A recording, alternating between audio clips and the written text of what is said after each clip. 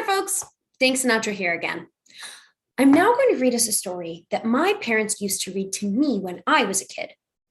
Something that I've learned is that how we spend our money and circulate wealth has a great impact on the natural world. So, before I talk to you about drag and thrift, I want to read to you the classic environmental fable, Dr. Seuss's The Lorax.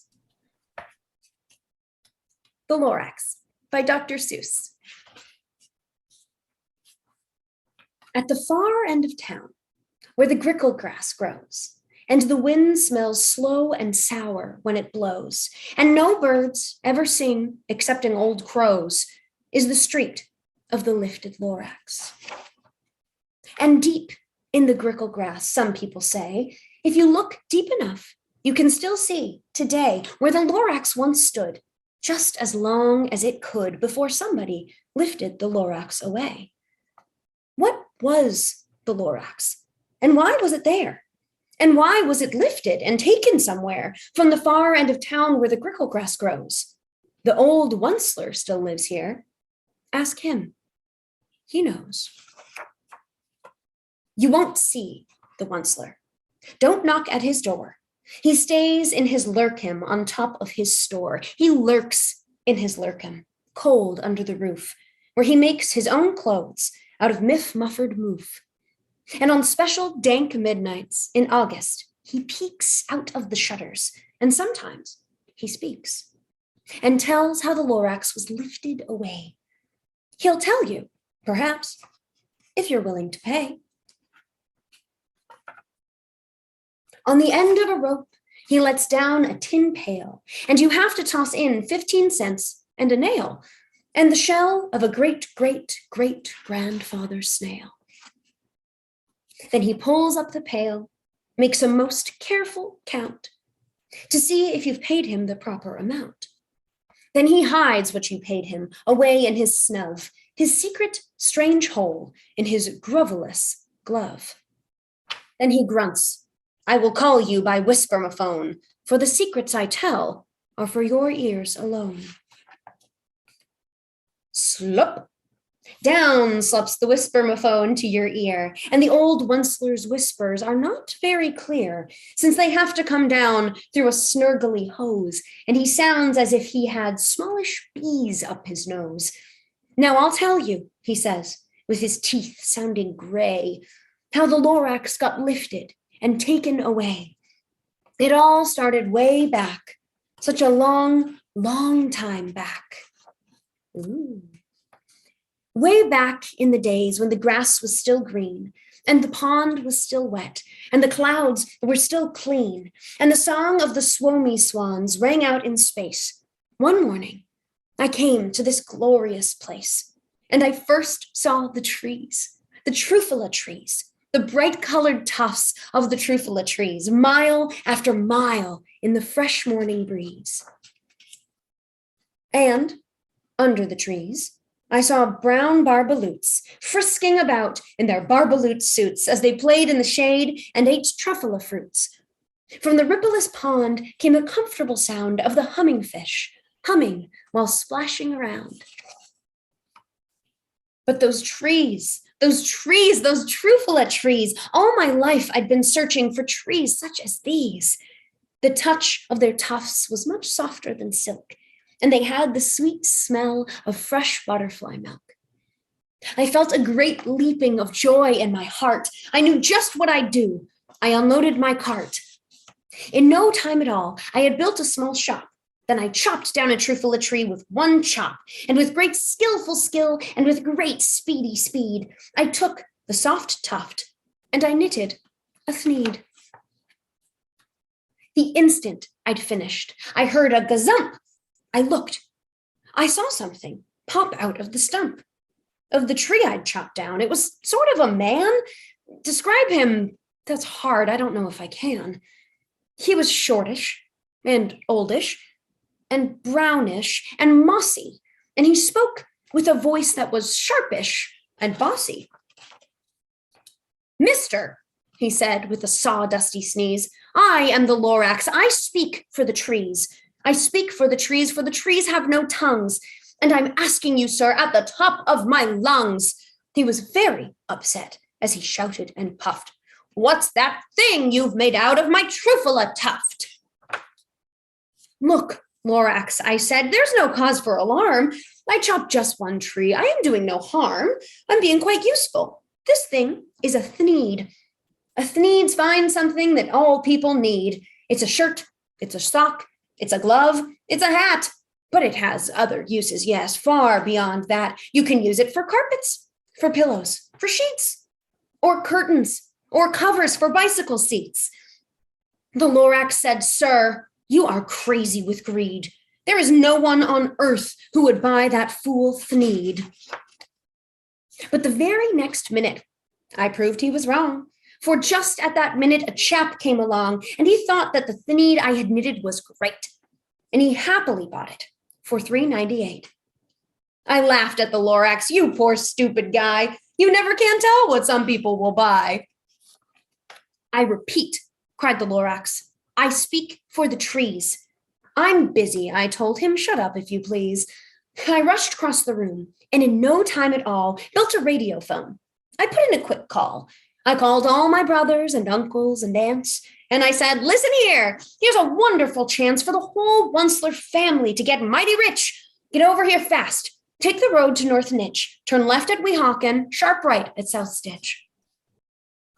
And in no time at all, in the factory I built, the whole Onceler family was working full tilt. We were all knitting thneeds, just as busy as bees, to the sound of the chopping of trufula trees. Then, oh, baby, oh, how my business did grow. Now, chopping one tree at a time was too slow.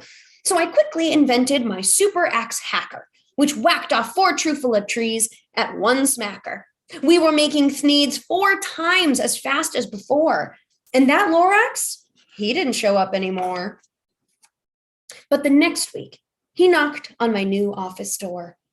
He snapped, I'm the Lorax who speaks for the trees, which you seem to be chopping as fast as you please. But I'm also in charge of the brown barbaloots who played in the shade in their barbaloot suits and happily lived eating trufula fruits.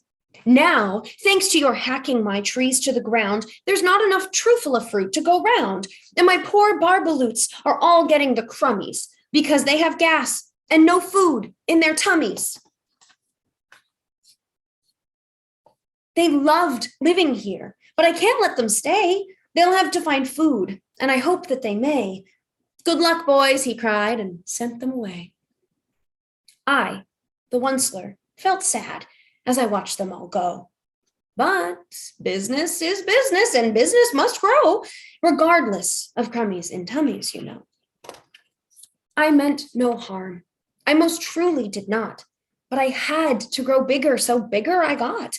I biggered my factory. I biggered my roads. I biggered my wagons. I biggered the loads of the thneeds I shipped out. I was shipping them forth to the south, to the east, to the west, to the north. I went right on biggering, selling more thneeds, and I biggered my money, which everyone needs. Then again, he came back. I was fixing some pipes when that old nuisance Lorax came back with more gripes. I am the Lorax, he coughed and he whiffed. He sneezed and he snuffled. He snargled. He sniffed. Onceler, he cried with a cruffulous croak.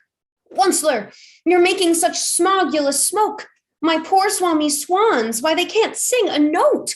No one can sing who has smog in his throat. And so, said the Lorax, please pardon my cough. They cannot live here, so I'm sending them off. Where will they go? I don't hopefully know. They may have to fly for a month or a year to escape from the smog you've smogged up around here. What's more, snuffed the Lorax, his dander was up. Let me say a few words about gluppity-glup.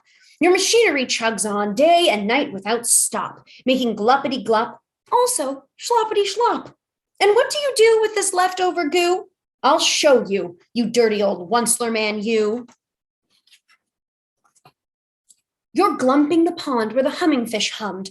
No more can they hum, for their gills are all gummed. So I am sending them off Oh, their future is dreary. They'll walk on their fins and get woefully weary in search of some water that isn't so smeary. And then I got mad. I got terribly mad. I yelled at the Lorax, "Now listen here, Dad. All you do is yap, yap, and say bad, bad, bad, bad. Well, I have my rights, sir, and I'm telling you, I intend to go on doing just what I do.